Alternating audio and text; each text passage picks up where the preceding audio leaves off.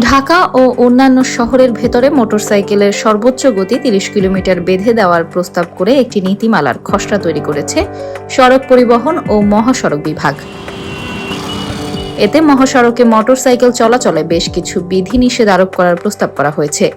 সর্বোচ্চ গতিসীমা ৩০।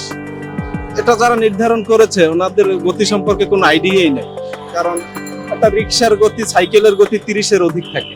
৩০ গতিসীমা হলে তো সেক্ষেত্রে আমি সাইকেল ইউজ করতে পারি। ঢাকার শহরে ৩০ কিলোমিটার গতি দিয়েছে, এর থেকে বাইসাইকেল দ্রুত চলে এবং যদি ৩০ কিলোমিটারের উপরে না চালাইতে পারি তাহলে ১০০০ সিসির বাইক কেন অনুমোদন সরকার দিচ্ছে? ঢাকা শহরে অনেক জ্যাম, সেক্ষেত্রে বাইক চলাচল করে সাধারণ মানুষ দ্রুত যাওয়ার জন্য। সেখানে আমি ৩০ যখন গতিতে যাব তখন তো আমার আগে বাইসাইকেল চলে যাবে, সেক্ষেত্রে তো আমার বাইকের দরকার নেই। গভর্নমেন্ট যখন একটা ডিসিশন নেয় এটা তো জনকল্যাণের জন্য নেয়।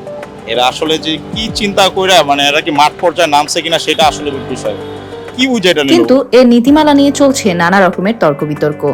বাইকার ও রাইড শেয়ারকারীরা বলছে ভিন্ন কথা।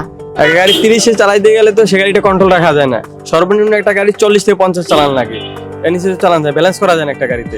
যাত্রী তো মানতেছে না, বলতেছে উনি অফিস ধরবে ভাই, যে ভাই আমি যদি ৩০ গতি চালাই উনি যাইতেছে 5 মিনিটে 15 মিনিট ওই জায়গায়। এখন যদি আমি এখানে আধা ঘন্টা সময় লাগাই, এখন সে বলবে এই কথা যে ভাই আমি তো বাসে যাওয়া ছিল, আমি আপনার এখানে ৫০-১০০ টাকা কেন ভাড়া দিয়ে যাবো?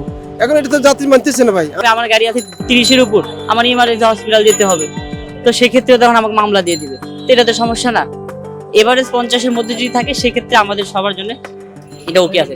অন্যদিকে কেউ যদি গতিসীমা লঙ্ঘন করে তার বিরুদ্ধে সড়ক পরিবহন আইন ২০১৮ অনুযায়ী শাস্তিমূলক ব্যবস্থা নেওয়া হবে।